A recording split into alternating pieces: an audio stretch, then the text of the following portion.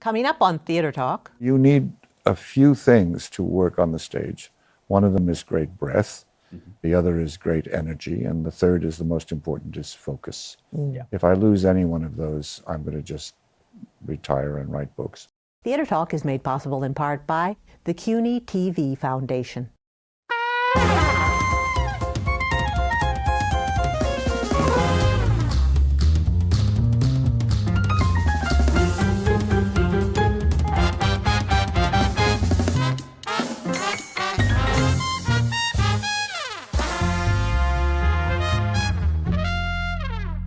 I don't know what to do. About what?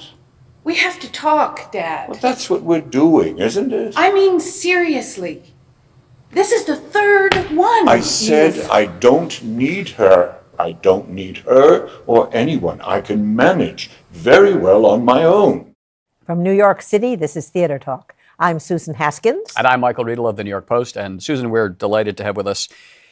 I mean, when you do the top 4 or 5 theater guests, our favorites of all time, he's either number 1, never number 2, the great Frank Langella, who we adore as an actor and as a human being and as a Theater Talk guest. Thank you. And Frank is giving one of the great performances I have seen in 25 years of going to the theater in this city, in a play called The Father, a new play about a man who has dementia, who has Alzheimer's. It's at the Manhattan Theater Club. And if you think you've seen Frank Langella give great performances in the past, they were great, but this is the best I've seen of yours. Thanks, Michael. It is amazing. Thank you very much. As my sister said, I took her to the other night, and when she was done crying, which was about 10 minutes, because you must hear the sobs at the end of the play every night, she said, I love Frank Langella. When I see him, he is Frank Langella. He's the star. And she said, but I didn't see Frank Langella up there. I saw this man whose mind is falling apart. Well, it's a great compliment. If you've been around as long as I have, the audience is very familiar with me in New York. If they forget it's you quickly, it's really what you aim for. It's what you want them to do. When did this play come your way? And is it something you said, I've got to do this right away? Or was this a role that you thought, whoa? It was sent to me by Doug Hughes and Lynn Meadow at MTC. And I read it and got to 2 pages before the end. And I called Doug and said, I don't know how it ends, but I want to tell you now that I want to do it. And then I read the ending and burst into tears and said, I think I made a good choice. So for people who haven't seen the play yet, if you can just give us a sense of who this character is and what's going on. His name is Andre. He's 80. He has the early to middle stages of dementia. And the unique convention of this play is that Florian Zeller puts you, the audience, in his head. Exactly. And changes the mise en scène constantly and moves the set around and changes the characters so that you are forced to see the world through my eyes, through the protagonist's eyes. And it's one of the brilliant effects of a really, I think, rather brilliant play. Yeah, it's interesting because it's the only thing I've seen about Alzheimer's where I was incredibly frustrated during the play. And then you realize this is what he experienced, because nobody is who you think they are. Your environment is not the environment you think it is.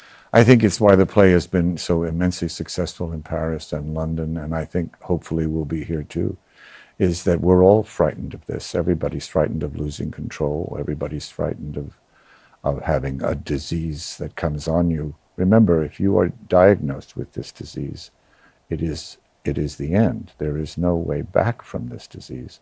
It isn't like cancer where you can go into remission or you can say, I've got 3 more years, 2 more years. You know you're going down a slide you'll never come back from. And it terrifies everybody. It terrified me more than any role I've ever played. I've never been so frightened of a part. And the rehearsal process was, and I like rehearsal, but I did anything I could to avoid going to the darkest places. Really? Until I absolutely had to. It's wonderful, but I walked out devastated and scared and unhappy. How do you do it every night? It is painful, but it's my work. It's what I do. Yeah. And I don't like to perform unless I perform fully and completely, technically and emotionally. So it takes a lot, but it doesn't take a lot compared to what other people do in life. It's my work, and I love it. I think. Go ahead. Oh, well, when you're done, then how do you recover from I it? can leave it. Yeah. This one takes me longer, but then I'm older. Usually, I once had dinner with a very famous young actor who said it took him 2 years to get over playing Hamlet, and I said, "You did it wrong." Usually, by the time I get to my dressing room, I'm done. But with this one, it's a good hour and a half before my body stops the tension it feels in the last moments of it. It's a universal fear. Fear, yeah. Yeah. Everybody has it, and then when you're confronted with it in a rehearsal process, you really don't want to face it. Have you had the experience in your life? Have you known people who've had dementia? Did you My draw on brother. your My brother currently is in early stages of it, and some of the humor in this play, and there's a great deal of humor, Yes, there is. comes from my observing my brother, who at times is immensely funny, and no matter what agony he's going through, if I give him a bowl of vanilla ice cream, he's happy.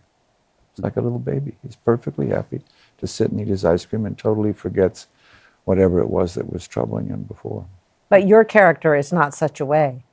No, well, you see, there are elements of him in it. My character. No, but I mean, your character also is fighting. Yes. Yeah. Doug Hughes did something remarkable for me in this play, really remarkable. I told him that this morning. He convinced me early on that the more interesting way to play this man was to see him fighting, literally until almost the last moments of the play, as opposed to what one would ordinarily do as a kind of just a vacant look. I mean, a little example is, instead of going, "What?" he said, "Say what?" Yes. So that you're always challenging the other characters. You're always saying you're wrong. So Doug and I developed this notion that there are 6 actors in this play. 5 of them are crazy, and I'm sane. Yeah. And it made it easier to find. But that's exactly what it's about, though, because when you're talking to people and they don't understand it, you're saying, "Well, how can you not understand this? I am as clear as a bell." Exactly. In my resistance to accepting the world of the play, the inevitability of dementia, part of me went into a scenario of, well, maybe they're all just a conspiracy against him. Yeah. You can think, oh, maybe it's gaslighting. I've gotten calls from people who said, "I'm sorry, I put my head down in the middle and listened, but it was too painful." I mean, we're not making a great case for ticket sales here, but it truly is doing very well, because I think there are enough people who want to see an experience like this and want to. So many people have friends and family who are going through this. With your brother, could he come to see this play? Would he? No, he wouldn't. The play also shows, though, the toll it takes on the people who are taking care of the man. Yes. The daughter, Yeah. her frustration, the amount of her life she has to put aside Yeah. to look after her dad. Yeah. There's a lot of simplistic things now in our culture, in all respects, not just the theater. So when you get a play that is as complicated as this and forces you to sit forward, and the silences are, I work hard for dead silence in a house, no matter what I'm doing. But this play, the silence is riveting. The laughter is great, and the silence is riveting, where you don't hear a single sound, because everyone is trying so hard to figure it out, and they're also empathizing with my character. Yes, we're with you, and we don't want to move to upset you. I mean, you Andre the character. Oh, yeah, not Frank Langella. You, Andre the character. Yes, it's true. Now you're not a matinee idol age anymore. No. When you were given this Only play. in my head. Well, for some. Yeah, well, that's true. You're still incredibly handsome man. But we know, actors of a certain age now on Broadway who are relying on the earpiece, who are having trouble with the lines. Do you have any of those fears? Was this Well, I intimidating did. at all? I did in this play, and I never had before. King Lear was a walk in the park to learn, because this play is full of ellipses and tremendous repetitions of "sorry, what," over and over again. So I said to Doug, "I don't think I can learn this play. I am having the worst time. I will work on a speech for days and days." So, Angela Lansbury is now famous for her big earmuffs. The Princess Leia earmuffs And hiding the wires. More actors on Broadway now than one cares to know about who are using them. So he said, let us just fit it for you and we'll have it as a back. And they fit me, they pour glue in your ear, whatever they do, and they fit me. And then one day they brought it and they put it in my ear and they ran a wire here. And I said, I can't do this. I'd rather not be in the theater than have to do it. And it sort of doubled down my efforts and now I do the play twice a day, every day, on my own with a cure. Oh, you do? You run the lines every day? I run the lines every day because I just couldn't bear the idea that I was there yet. And if I ever got there, I think I'd stop. You would? Well, you need a few things to work on the stage.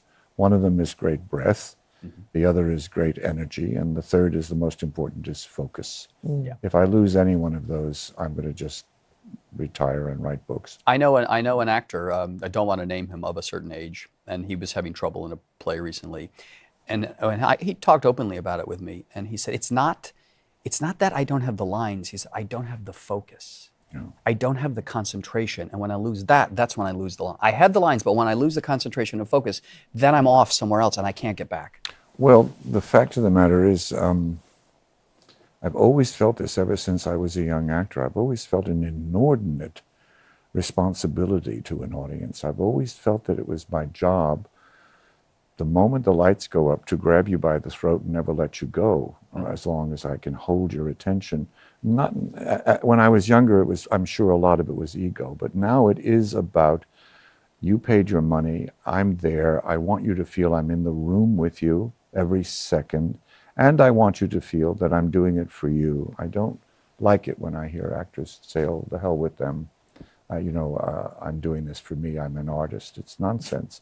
You should be there in order to please an audience and enthrall them. Well, I think the audience bears some responsibility too, and I was very pleased when I went to see the play the other night, that, because I see it in a lot of houses now, this is not a play you go with your sippy cups of wine. And I'm curious, an actor of your stature, how do you feel about performing in front of an audience now that is allowed in some shows to come in with a jug of white wine during the show? I mean, they have to bring some respect for what you are doing. Yeah, they do. I've learned to pick my battles. When I was younger, I fought every one of those battles. And a great friend of mine, the late Annie Bancroft said, why do you keep fighting in an arena where you can't win? So I've learned, if I can't win in that arena, I'll battle something else. In the old days when I was younger, I would go to management and complain about those things. But everything's changing. People also come in and, little T-shirts and shorts to the theater now. They don't dress up for it anymore. When I saw your play the other night, though, in the last scene, which is magnificently intense, cell phones went off twice. Yeah. One was the cell phone of a producer who was sitting across the aisle from me. But, and I thought, how do they stand that? I mean, you went forward. You heard that. Yeah. You just have to, it's like everything else. I think there's so many things about getting older related to this play that are not so great. But the one great thing about getting older is this ability to allow things to go away. Mm-hmm. It's like almost like meditation. It just comes in your ear and you let it go. When you're younger, you're, why is this happening? Why is that happening? But like Annie's remark, if you can't control it, it's a waste of your energy to try and legislate it in any way possible. So I bring the cell phone in. I have an apartment in New York that's very close to a school, and very early in the morning there are dozens and dozens of little children going by my window, and I love it. I don't. When I was younger, I would regard it as an irritant. Oh, you're waking me up, and now listen to those kids. It sounds great. So the cell phone goes off, and you just. What can I do? I deal with it. Interesting. I want to talk a little bit about your book, Drop Names, which was a big success a couple of years ago. The wonderful conceit being you wrote about people who are dead. Oh. Now, I know there's another volume coming because, alas, a lot of our friends have died in the last few years. Do you have enough? You have enough names for part two? Part one was 65 people. I think I now have about 40 or 50. Uh-huh. And I go around the room at parties taking the pulses of people over 75. I did. I actually walked up to Mike Bloomberg, was nice enough to introduce my first book, and he said in his introduction, I don't know why I'm not in this book. And then I realized it was about dead people. So I went up and took his pulse. But I have a lot of friends, many of them there last night, who were in their middle 80s. You know. Yeah. So the second book will have our friend Elaine Stritch, who was a friend. Elaine Stritch, Robin Williams, Mike Nichols, Lauren Bacall, Joan Rivers, lots of people who are, in a way, more current, I think, to the reading audience than my first book, which had people in it from the 40s and 50s. Yeah. Somebody said of the book last night, we were talking, I forgot who it was now. He said, well, you know what I loved about Frank's book, Drop Names? It's really high class gossip with people well observed. He said, but Frank brings this little strain of lethalness to the portrayal of the people in the book. I made a, Chris Plummer said this to me after he read my book. He said, I wish I hadn't been so nice in mine, because I made the decision when I started writing it that I was only going to write about people who were gone, right, and my memories of them, and I was going to say what I really felt. And I held back a lot of things that I felt would be too personal. Yeah.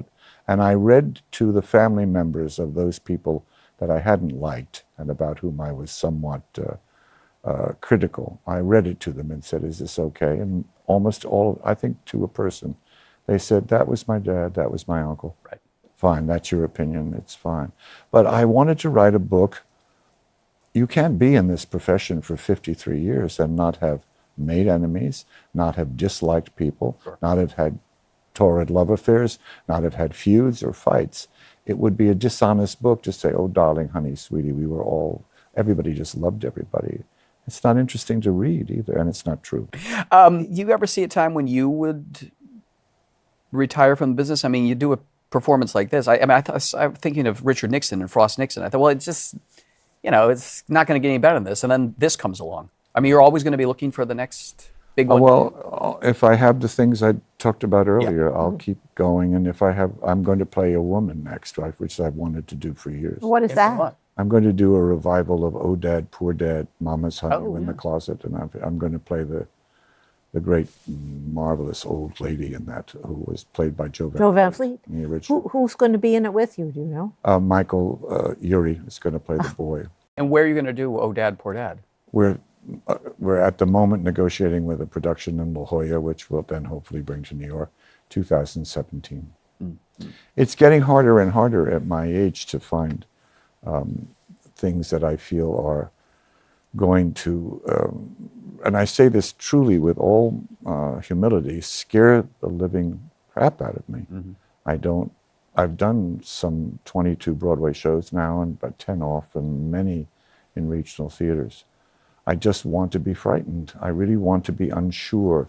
And in the best possible sense of the word, I was really off base rehearsing this play. I just felt, and I had it for a year.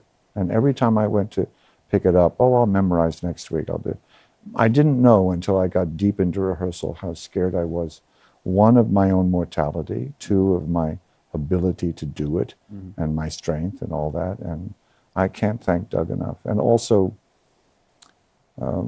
every production is a different kind of quote-unquote cliche family. Mm-hmm. And this particular family is breathtaking. Everyone, the actors, the sets, the designers, the theater, the world of it. And it needs to be for this. And we're doing a play about somebody who's losing their mind, and we never laugh so much in rehearsal, making fun of it. We do line throughs, and we rip it to shreds in line throughs. We're taping right after you opened, and you received rave reviews. Now, going into it, did you expect such well, first of all, praise? I agreed to do this show many weeks ago. Yes, you when did. I was in a fit of insecurity, and I thought, suddenly looked and said, oh, it's the day after I opened. But more important than that, and seriously, yesterday afternoon, I was thinking, oh God, it's opening night again. And I've got those anxious little butterflies, and can I do this? And why did I choose this? And all that stuff. And I walked into my pharmacist, and I was waiting, and there was a gentleman standing next to me who was 84 years old. And he was waiting to get his medication, and he began talking to my friend, the pharmacist, Ivan. And he said, it's back. I've got my cancer back. I've got it here. I've got one under my arm, and I've got one in my rib somewhere. And then he began to talk, and he was been fighting cancer for 20 years. And I started to talk to him, and he started to tell me, I'll take this medication. This is going to make me throw up. I got to do chemo again. I'm out flat for chemo. But he said with a big smile, it's not going to get me. Yes. And he turned around, skinny, very thin, ravaged by this disease, and sauntered out of the pharmacy. And I thought, what am I worried about? What am I concerned about? I'm going to go to a theater tonight. I'm going to practice my craft. As my character says, I still have the use of my hands, my arms, my legs. I can breathe. I can think. I can, why do we make ourselves so crazy when the basic fundamental things of life are now all I really do want to care about, which is who loves me, who do I love, have a good meal, have a good occasional lovemaking, and all those basic things. And be good at my job. Yes, that's really all that matters now. How did the young Frank Langella respond to the rave reviews compared to the older Frank Langella? Well, back when you were Dracula. Looking at his reviews the morning. Well, the really young Frank Langella and his young wife, my first wife, we were 22. The first show I did was called The Immoralist at the Bowery Lane Theater in 1963, the year President Kennedy was shot. And that was the time when all the critics jumped out of their seats and ran up the aisle to make a deadline. Yeah. And the paper would appear. And her name was Kathleen. She's left us. And she and I got on a subway after the show was over. And we went to the New York Times building because it would be my first time of being reviewed in the New York Times. And we went and waited by the machine. And then somebody came out of the New York Times building. It was a dime then. And they wouldn't give it to us. You get it out of the machine. They put the Times in a machine, closed it, locked the glass. I took a dime, I put it in, and lifted it up to see what my future was. And I pulled it out, and the ink was still wet. So I'm thumbing through the New York Times with wet fingers, and there's my picture and my first review. Which was a good review, I take it. It was Frank Langella, not that I remember. Frank Langella is a young actor of uncommon promise, was my first review, from Howard Taubman. Howard Taubman, right. Yeah, 1963. That's right. So the old Frank Langella doesn't do that, but, and of course it doesn't have the same, look, everybody wants affirmation, everybody wants validation.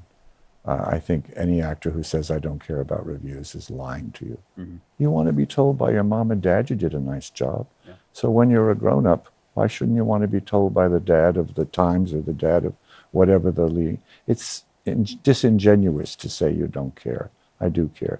But it doesn't define me. Mm-hmm. It used to define me, and now it doesn't anymore. Mm.